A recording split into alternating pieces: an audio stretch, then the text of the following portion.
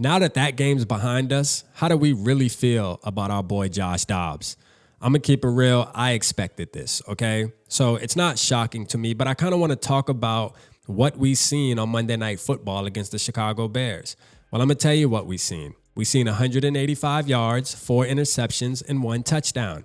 And I got to give it to him, man. That touchdown drive was nice, man. He was in his zone. He was dinking and dunking, but in a good way, man, finding his rhythm. I mean, it took him to the end of the game to do it, but at least he got there eventually, okay? So I want to give him those flowers.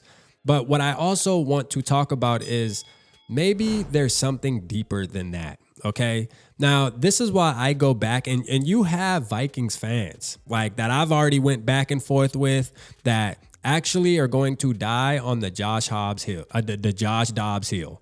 Okay, they want to sit there and lay on that hill, and they will fight for his right to party. You hear me? And I'm gonna tell you right now, that's okay. You can do that. But eventually reality will set in with you, okay? We called them the Dobbster knot. I was all in on it. The pastor knot, the Dobbster, all this fun. And, you know, what I think it is as Vikings fans, I think our standards are too low when it comes to the quarterback position. Now, we can sit back and say, hey, what else do we have, Rap? We don't have anything else. I mean, we just have to embrace Josh Dobbs being our QB1. Well, I'm going to say I think we do have something else. Let's see what Jaren Hall brings to the table.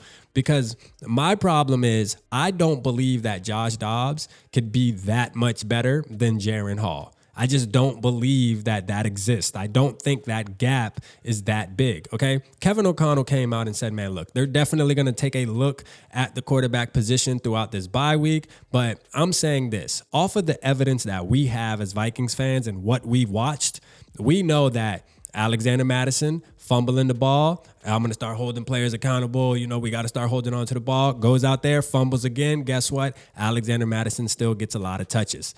So, there's another case of, Jordan Addison being a lot better than KJ Osborne and things like that. And he should be the second option in the offense besides Justin Jefferson. But yet we didn't see the change yet until Justin Jefferson got hurt. And then we finally see what we have in Addison, right? And so that tells me that Kevin O'Connell is just blowing smoke, okay? He's blowing smoke. And, if anybody in this game that I'm really mad at, that game that happened on Monday, it's Kevin O'Connell for what he did to us as Vikings fans, what he did to his teammates, what he did to particularly Josh Dobbs. Listen, Josh Dobbs, he did him such a disservice of him having that last touchdown drive. He seemed like he was on the money, and yet you put him back in a box and told him to turn around and hand the ball off to a guy that we have plenty evidence of that he's not going to be able to get you a first down. Now, I got to say, he had a couple good runs that game, so I don't want to take that away from him. But still, there's a lot more just overwhelming evidence that it wouldn't happen. Okay, but Josh Dobbs, maybe there's something wrong with him reading defenses. When I went back and I watched that game today, I was looking at so many plays where Josh Dobbs just seemed in a panic, seemed in a frenzy, just seemed like he don't understand where wide receivers are going to be. He's overthrowing, underthrowing, throwing too far. I mean, just throwing out of bounds, just doing a little too much. Now, is the Bears defense good? No, they were playing pretty decent. They were playing kind of fast. You could tell they had a little bit of juice on Monday night. They came the ball. But I think that if we would have had a competent quarterback back there, this game would have looked a lot different. That's all I'm saying is this game would have looked a lot different.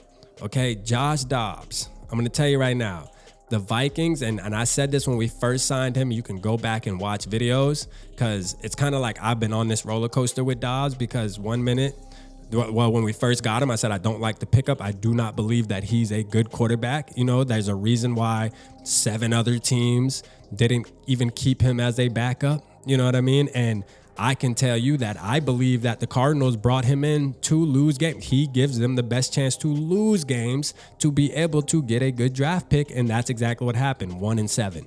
Okay, but I'm gonna keep it real, man. Like I was not happy with the pick, but then we seen the couple games. Y'all convinced me. Hey, trust it. I believed y'all. I jumped on board. I jumped on the spaceship, man. I was on the spaceship. And then all of a sudden, even in those good games that he had, I seen so many turnover-worthy plays that I cannot get over, that I look at and I say, hey, eventually those are going to turn into crucial plays that are going to cost this football team. And that's what happened. That's exactly what I believe was going to happen. You hear me? And moving forward, I do not believe that Josh Dobbs gives us the best chance to win a playoff game. Shit, I don't believe he gives us the best chance to beat the Las Vegas Raiders. I'm going to keep it real with you. I think Nick Mullens, and I don't want to see Nick Mullens, but I believe Nick Mullens would give us a better chance to win. I'm going to keep it real. I do. But I really want to see Jaren Hall touch the field. But it's funny. Before we get out of here, I got to go and look at the votes because, it was funny how a couple weeks ago, it was vice versa of what I'm going to show you on the screen at this moment, okay? But I put after last night's mess of a game, let's revisit this question. Who would you rather finish the season out with? And guess what? 85% of us picked Jaren Hall over Dobbs. You know what I mean? And that's going off of 881 votes, and it's still going. All right, it's still up there.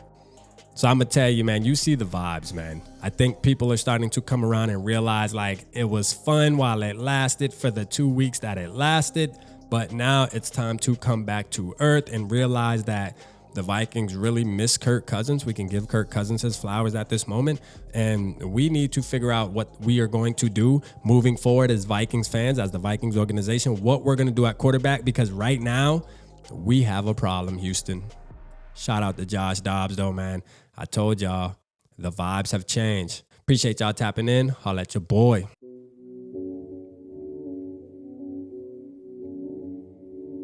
Yeah, smooth summer, who running? I hear them talking, but they ain't gon' do nothing. Celebration, I might have a toast with you. I'm feeling good, I'm feeling great, I'm terrific. We ain't taking no losses, we winning. Undefeated, check the percentage.